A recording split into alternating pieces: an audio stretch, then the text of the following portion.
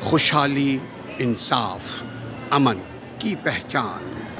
امن کن خطوں کو نصیب ہوتا ہے؟ امن کہاں قائم ہے؟ امن کن ممالک میں، کن معاشرے میں قائم ہوتا رہتا ہے؟ امن کے لیے ضروری ہے انصاف، سب کے لیے، کوئی کرمنل آزاد نہ رہے، کوئی مجرم آزادانہ نہ گھوم سکے۔ جس معاشرے میں انصاف قائم ہوگا اس معاشرے میں امن قائم رہے گا۔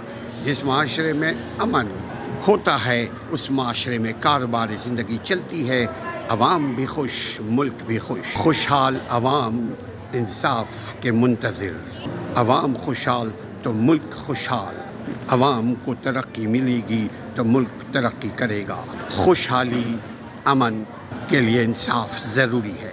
دنیا میں اب جانوروں کے انصاف دیے جا رہے ہیں۔ انسان تو انسان، جانوروں کے بھی حقوق